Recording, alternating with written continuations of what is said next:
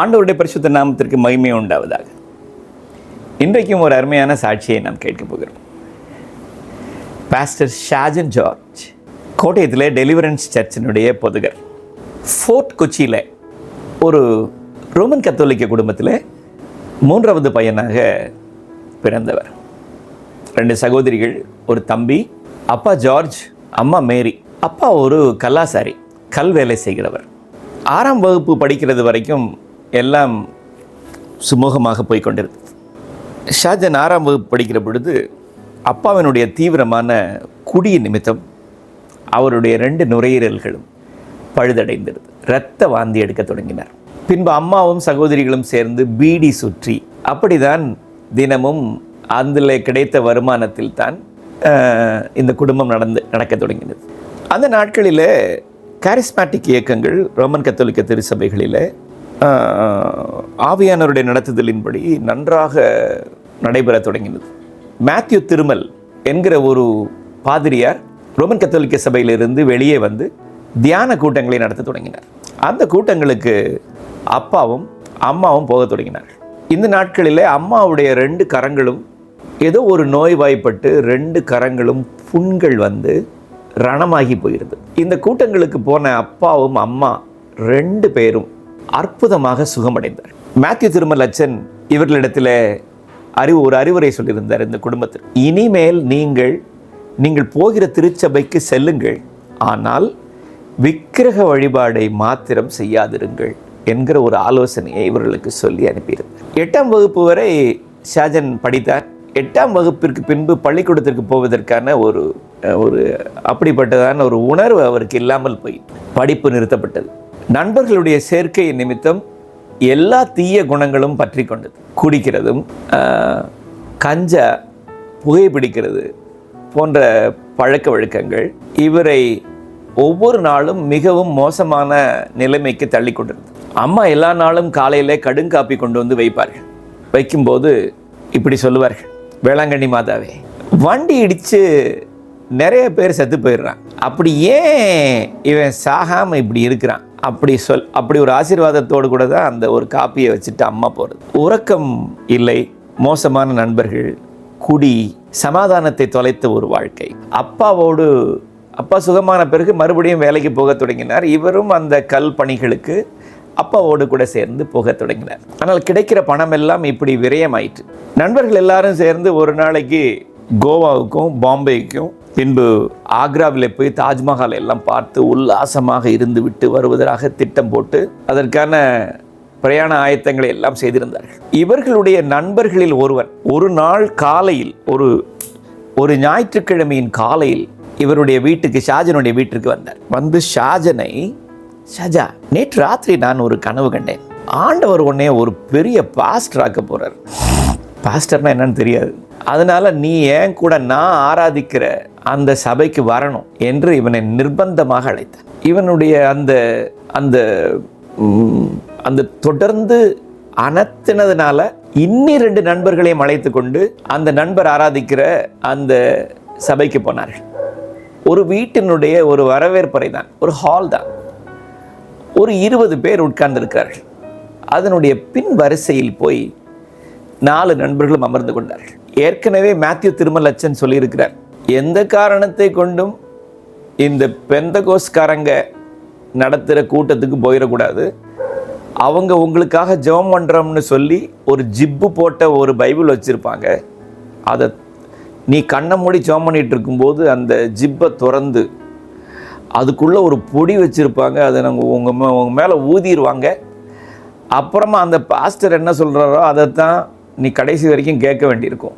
அதனால் இந்த கடைசி லைனில் இந்த வார்த்தை இவர் காதுகளுக்குள்ளே எப்பொழுதுமே ரீங்காரம் விட்டு கொண்டே இருந்தது. ஒருவேளை இந்த போதகரும் அப்படிப்பட்ட ஒரு போதகராகத்தான் இருப்பார் என்று சொல்லி கண்களை நன்றாக அகல விரித்து அந்த ஆராதனையின் பின் வரிசையில் இருந்து இவர்களை உற்று கவனித்து கொண்டே இருக்கிறார்.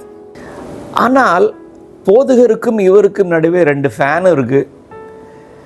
அவர்கள் ஆவியில் நிறைந்து அந்நிய பாஷையில் பேசி தேவனை பாடி அவர்கள் ஆராதிக்கிறார்கள்.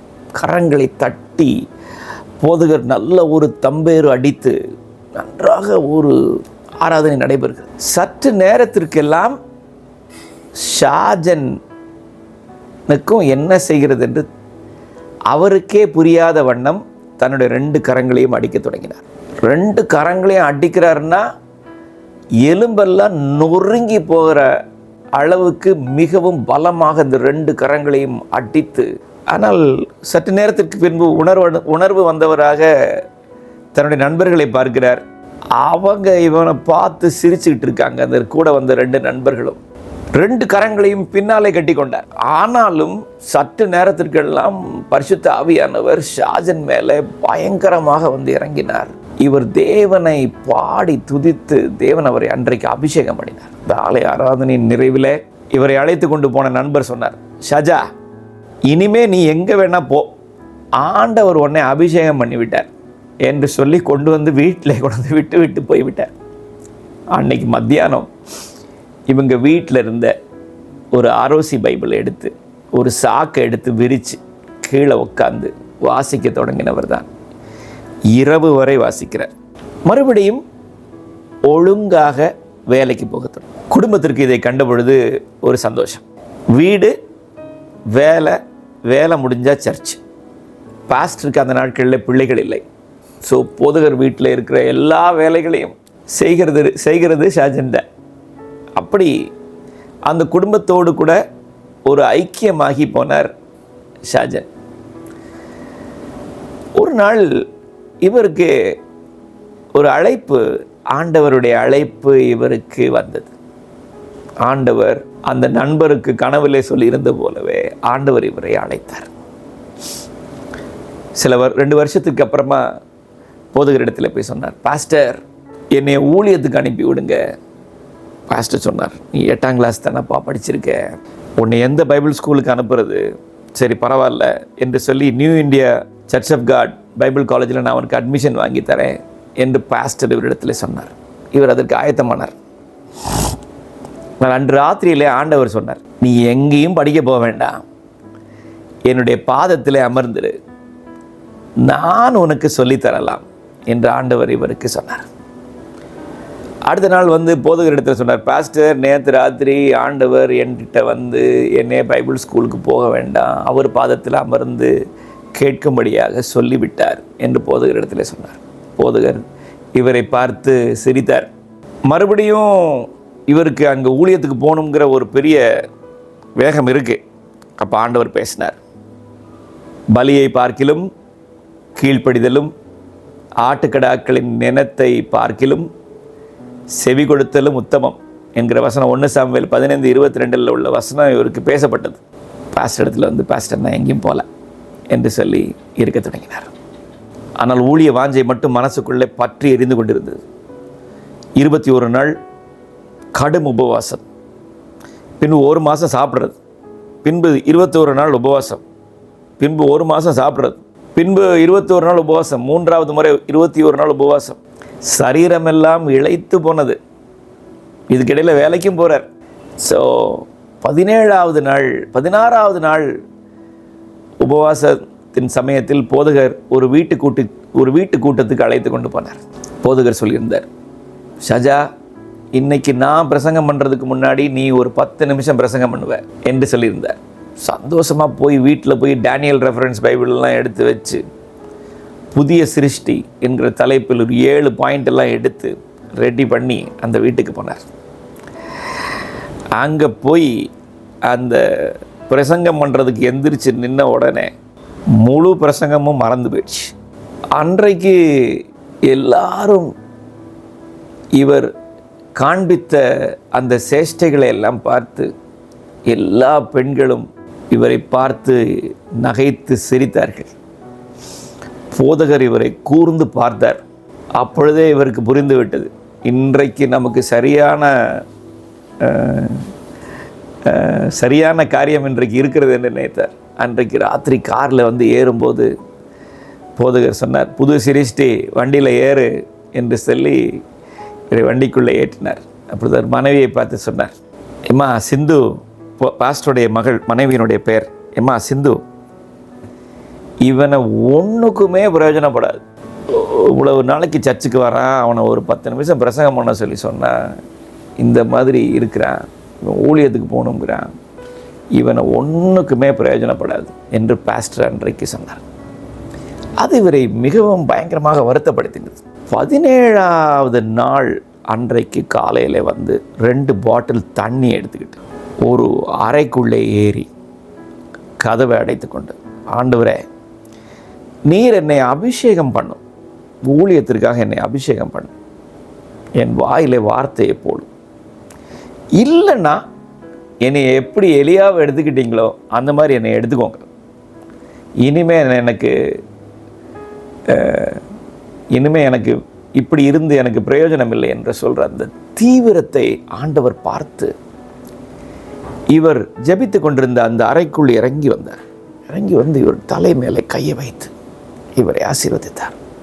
இவர் கரங்களின் மேலே கையை வைத்து ஆண்டவர் இவரை ஆசீர்வதித்தார். ஆண்டவர் சொன்னார், இன்று முதல் இந்த வார்த்தைகளை உன் வாயிலே போடுகிறேன், இதிலிருந்து அதிகாரம் புறப்பட்டு செல்லும், உன் கரங்கள் யாரெல்லாம் தொடுகிறதோ அவர்கள் எல்லாரும் சுகமடைவார்கள், பிசாசின் கட்டுகளிலிருந்து விடுதலை பெறுவார்கள் என்று சொல்லிவிட்டு ஆண்டவர் புறப்பட்டு போகிற பொழுது ஆண்டவரிடத்தில், ஆண்டவரே நெல்லுங்க, என் கால்களையும் ஆசீர்வதிச்சுட்டு போங்க. ஆண்டவர் திரும்பி வந்து இந்த கால்களை தொட்டு ஆசீர்வதித்தார். இந்த கால்கள் பல தேசங்களுக்கும் போகும் என்று சொல்லி அன்றைக்கு ஆண்டவர் ஆசீர்வதித்தார். அடுத்த நாள் ஒரு வீட்டு கூட்டத்திற்கு போன பொழுது போதகர் இவருக்கு 10 நிமிஷம் டைம் கொடுத்தார். ஆனால் இவர் 1 மணி நேரத்திற்கு மேல் கர்த்தருடைய வார்த்தையிலிருந்து பேசினார்.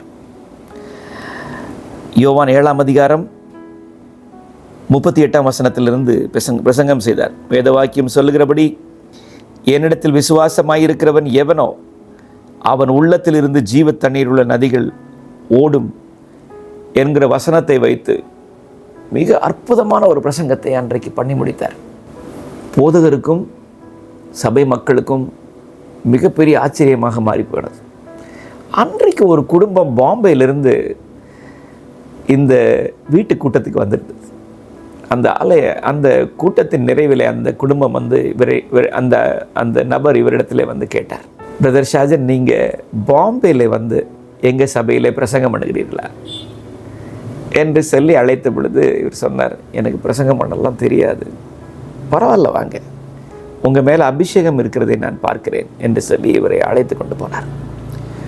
பாம்பேயில் அவர்கள் போகிற சபையில் அவர்கள் போதகரிடத்தில் சொல்லி 3 நாளைக்கு இவரை பிரசங்கிப்பதற்கு அழைத்த பொழுது அந்த போதகர் ஆண்டவர் இவரை பயன்படுத்துகிறதை பார்த்துவிட்டு பாம்பேயில் இருக்கிற பல சபைகளிலும் 1 மாதத்திற்கு இவரை பயன்படுத்தினார்.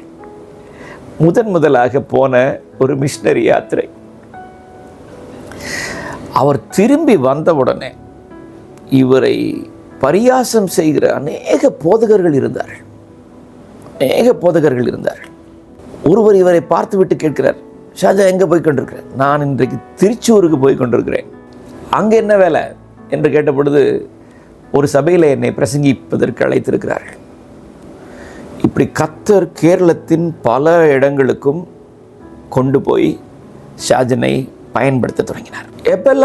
எங்கெல்லாம் காணிக்கை கிடைக்குதோ அதில் 150 ரூபா மட்டும் வச்சுக்கிட்டு பாக்கி எல்லா பணத்தையும் தேவனுடைய ஊழியக்காரர்களுக்கு சந்தோஷமாக கொடுத்து விடுவார். ஒரு நாள் ராஜஸ்தானுக்கு ஊழியத்துக்கு போன பொழுது ஆண்டவர் அன்றைக்கு பேசினார். நீ திரும்பி போகிற பொழுது உனக்கென்று ஒரு பெண்ணை ஆயத்தம் செய்து வைத்திருக்கிறேன், அவளுடைய பேர் ஆன்சி, அதை குறித்து போதகர் உன்னோடு கூட பேசுவார் என்று ஆண்டவர் அவரிடத்தில் சொல்லியிருந்தார். திரும்பி இங்கே வந்த உடனே போதகர் இவரை அழைத்து, உனக்காக ஒரு பெண்ணை ஆலப்புழையில் பார்த்துருக்கிறேன், நீ வா என்று இவரை அழைத்து கொண்டு போனார். இவர் 2 பேரும் போய் அந்த வீட்டு வாசலில் கால் வைக்கிற பொழுது ஷாஜன் அங்கே நின்று ஜெபித்தார். ஆண்டவரை, என்னால் இந்த குடும்பம் ஆசீர்வதிக்கப்படும் என்று சொல்லி ஜெபித்து விட்டு அந்த வீட்டிற்குள்ளே போனார். அந்த பெண்ணை பார்த்தார். திருமணத்திற்கான ஏற்பாடுகள் செய்யப்பட்டது. ஆண்டவரிடத்தில் கேட்டார், ஆண்டவரே, நான் தனிமையன், எங்கள் வீட்டில் இந்த திருமணத்தை நடத்துறதுக்கான வசதியெல்லாம் எங்கள் வீட்டில் இல்லை, எனக்கு ஒரு 25,000 ரூபா கொடுங்க ஆண்டவரே என்று கேட்ட பொழுது ஆண்டவர் அவருக்கு ஒரு 50,000 ரூபாயை கொடுத்தார். 5,000 ரூபாயை தசமமாக கொடுத்து விட்டு பாக்கி 45,000 ரூபாயில் 600 பேர் உள்ள ஒரு ஒரு கூடுகையில் மிக சிறந்த ஒரு திருமணத்தை ஆண்டவர் நடத்துவதற்கு ஆண்டவர் அவர்களுக்கு உதவி செய்தார்.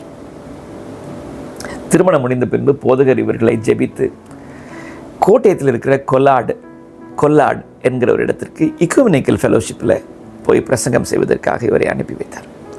குடும்பமாக இவர்கள் அங்கே போனார்கள். போன இடத்துல ஒரு சகோதரி தேவன் இவர்கள் மூலமாக செய்கிற அற்புதங்களையும் அடையாளங்களையும் பார்த்துவிட்டு அவர்கள் வந்து சொன்னார், பிரதர், எங்கள் வீட்டில் ஒரு பலாமரம் இருக்கு, அது பிஞ்சு வருது, ஆனால் ஒரு பிஞ்சு கூட காயாகாமல் அது உதிர்ந்து விடுகிறது. நீங்கள் அந்த பலாமரத்துக்காக ஜெபம் பண்ண வாங்கன்னு கூப்பிட்டாங்க. இவங்க போனாங்க. போய் இவர் அந்த மரத்தை சுற்றி நடந்து அந்த மரத்து மேலே கை வைத்து, ஆண்டவரே, இந்த நிலத்தின் பலனை இது உறிஞ்சி சாப்பிட்டு இனி ஒரு பிஞ்சும் உதிராமல் எல்லாம் காய்களாக வேண்டும் என்று இவர் ஜெபித்த அந்த விதத்தை பார்த்து இவரை அழைத்து கொண்டு போன அந்த சகோதரியே ரொம்ப ஏளனமாக பார்த்தார்கள். ஆனால் அடுத்த வருஷம் அடுத்த காய் உண்டாகிற நாட்களில் அந்த மரம் முழுவதும் பலா காய்களால் நிரம்பி பெரிய பலனை கொடுத்தது. ஒரு நாள் அந்த சகோதரி சொன்னார், பாஸ்டர், நாங்கள் வேலையின் நிமித்தம் அபுதாபிக்கு போகிறோம், நீங்கள் எங்கள் வீட்டில் வந்து தங்கிக்கோங்க, இங்கே ஆராதனை நடத்திக்கோங்க, ஆனால் ஒரே ஒரு கண்டிஷன், நீங்கள் சத்தம் போட்டு கை தட்டி பாட்டு பாடக்கூடாது என்கிற ஒரே ஒரு கண்டிஷன் மட்டும்தான் சொல்லிவிட்டு இந்த வீட்டை இவங்ககிட்ட கொடுத்துட்டு அந்த குடும்பம் அபுதாபிக்கு போயிடுச்சு. அவங்க போகும்போது சொல்லின விஷயந்தான், அது ஒரு மலைப்பிரதேசம், இந்த வீட்டின் கீழ்ப்பகுதிகளில் குடியிருக்கிறவர்கள் எல்லாரும் இந்துக்கள், மேல் பகுதியில் குடியிருக்கிறவர்கள் எல்லாரும் நானாயா கத்தோலிக்க சபையை சேர்ந்தவர்கள், அதனால் கை தட்டி பாடுறதெல்லாம் இவங்களுக்கு யாருக்கும் பிடிக்காது என்கிற ஒரு வேர்ட் ஆஃப் காஷனை மட்டும் சொல்லிவிட்டு அந்த சகோதரி போய்விட்டாள். இவர் தன்னுடைய மனைவியிடத்தில் சொல்கிறார், வீட்டை கொடுக்கறதோட அவங்க வேலை முடிஞ்சிருச்சு, கைதட்டி பாடணுமா பாட வேண்டாமாங்கிற தீர்மானத்தை நம்ம தான் எடுப்போம் என்று சொல்லி கொச்சியிலேருந்து போகும்போதே ஒரு ட்ரம்மு ஒரு தம்புருவை வாங்கி கொண்டு தான் இவர்கள் அங்கே போனார்கள். அந்த வீட்டுக்கு போனாங்க. ஒரு சின்ன பையில் 2 பேருக்கும் தேவையான கொஞ்சம் துணிமணிகள், பாக்கி எல்லா ஜாமானும் அந்த வீட்டில் இருக்குது. இவர்களுக்கு வேறு ஒன்றும் வாங்க வேண்டிய தேவை ஏற்படவில்லை. கர்த்தர் எல்லாவற்றையும் ஆயத்தம் பண்ணி இவர்களுக்கு கொடுத்திருந்தார். 3 நாள் புருஷனும் மனைவியும் சேர்ந்து கை தட்டி பாட்டு பாடி ஆவியில் நிறைந்து தேவனை மகிமைப்படுத்தினார்கள். ஷாஜன் சொல்கிறார், நாங்கள் 2 பேரும் பாடினது கிட்டத்தட்ட 200 பேர் பாடினா எவ்வளவு பெரிய சத்தம் உண்டாகுமோ அந்த சத்தத்தில் நாங்கள் 2 பேரும் பாடி தேவனை ஆராதித்தோம் என்று சொல்கிறார். 4வது நாள் காலையில் ஒரு அம்மா வந்து கதவை தட்டினார். சாரதா அம்மா, பிள்ளைகளே, இந்த கைதட்டி பாட்டு பாடுறவங்க நீங்கள் தானப்பா என்று கேட்டார். ஆமாம், இந்த கைதட்டி பாடுறதை நிறுத்திடாதீங்கப்பா. என்ன என்று கேட்ட பொழுது, எங்கள் வீட்டுக்கு எதுக்கு ஒரு குளம் இருக்குது, எல்லா நாள் ராத்திரியிலையும் சில பெண்கள் வந்து அந்த குளத்தில் குளிச்சுட்டு போவாங்க. ஆனால் கடந்த 3 நாளாக அந்த பெண்களோட வரத்து இல்லை. நாங்கள் என்னென்னு பிரசனம் வச்சு பார்த்த பொழுது இது போக்குவரத்து ஆவிகள் அப்படி போகிற வழியில் இந்த குளத்தில் குளிச்சுட்டு இந்த ஆவிகள் போகிறது என்று எங்களுக்கு சொல்லப்பட்டது. இது நிமித்தம் இந்த குளத்துக்கு எதுக்கு எங்கள் வீடு இருக்குது, எங்கள் வீட்டில் என் பிள்ளைகள் எல்லாரும், ஆண் மக்கள் எல்லாரும் பெரிய குடிகாரர்கள், பெண் மக்கள் எல்லாரும் அவர்களுடைய வீட்டில் பிரச்சனையினால் வந்து அவங்க எல்லாரும் கல்யாணமாயும் எங்கள் வீட்டில் தான் வந்திருக்கிறாங்க. அப்போது ஒரு வசனம் இவருக்கு நினைவுக்கு வந்தது. யோபு 27:23 ஜனங்கள் அவனை பார்த்து கை கொட்டி அவன் ஸ்தலத்தை விட்டு விரட்டி விடுவார்கள் என்று சொன்ன வசனம் இவருக்கு நினைவுக்கு வந்தது. இவங்க கை தட்டி பாடினதுனால அந்த ஸ்தலத்தில் இருந்த ஆவியெல்லாம் புறப்பட்டு போயிடுச்சு.